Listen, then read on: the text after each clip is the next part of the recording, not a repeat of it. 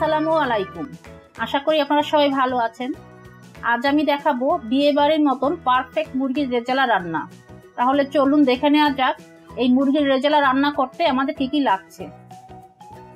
আমি এখানে মুরগির মাংস ধুয়ে নিয়েছি। এখানে 5 পিস মুরগির মাংস নিয়েছি। কতটুকু ওজন হবে সেটা আমি বলতে পারবো না, পিস হিসাবে নিয়েছি। এখন আমি এর মধ্যে দিয়ে দিলাম হাফ কাপ টক দই। এখন মাংসের সাথে টক দইটা মিশিয়ে আমি ম্যারিনেট করে রাখবো 10 মিনিট।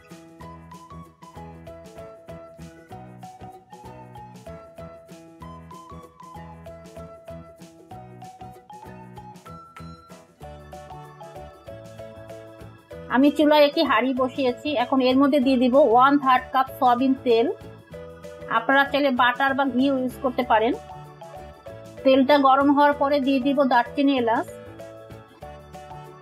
একটু ভেজে নিতে হবে যাতে দারচিনি এলাচের ঘ্রাণটা বের হয়। এখন দিয়ে দেব এর মধ্যে 1 টেবিল চামচ আদা বাটা,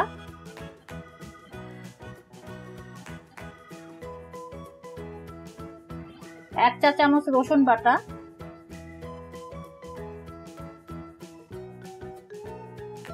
1 টেবিল চামচ ধনিয়ার গুঁড়া,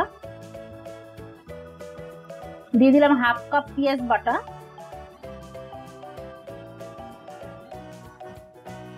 1 চা চামচ মরিচ গুঁড়া, দিয়ে দিলাম পোস্ত দানা বাটা 1 চা চামচ, দিয়ে দেব 1 টেবিল চামচ কাজু বাদাম বাটা, দিয়ে দেব 1 চা চামচ কিশমিশ বাটা, দিয়ে দেব 1 টেবিল চামচ পেঁয়াজ বেরেস্তা বাটা, আর দিয়ে দিব লবণ। লবণ আপনারা স্বাদ মতন দিয়ে নেবেন। এখন খুব ভালোভাবে কষিয়ে নিতে হবে।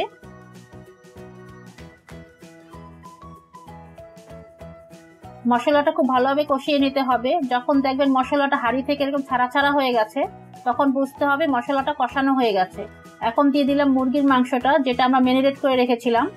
এখন এই মুরগির মাংসটা কষিয়ে নিতে হবে মশলার সাথে, খুব ভালোভাবে কষাতে হবে।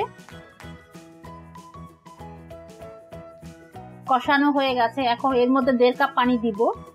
বেশি পানি দেওয়া যাবে না, তাহলে বেশি সেদ্ধ হয়ে যাবে, তখন খেতে ভালো লাগবে না। যেহেতু এটা ব্রয়লার মুরগি, তাই অল্প পানিতে সেদ্ধ হয়ে যাবে। এখন আমি ঢাকনা দিয়ে ঢেকে রাখবো, চুলার আঁচটা মিডিয়ামে রেখে।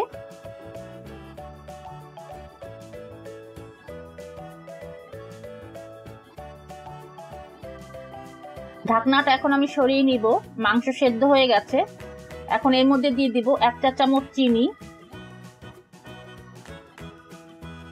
1 টেবিল চামচ বাদাম কুচি। আমি এখানে কাজু বাদাম এবং কাঠবাদাম কুচি করে নিয়েছি। দিয়ে দিলাম 3-4টা আলু বোখারা, দিয়ে দিব 1 টেবিল চামচ ঘি।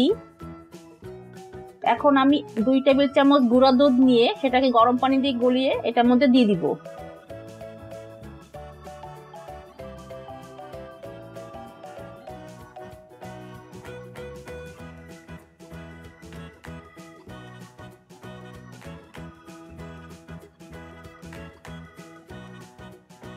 আর দিয়ে দিব 4-5টা কাঁচামরিচ। কাঁচামরিচ আস্তই দিতে হবে, মধ্য দিয়ে কাটা যাবে না, তাহলে ঝাল হয়ে যাবে।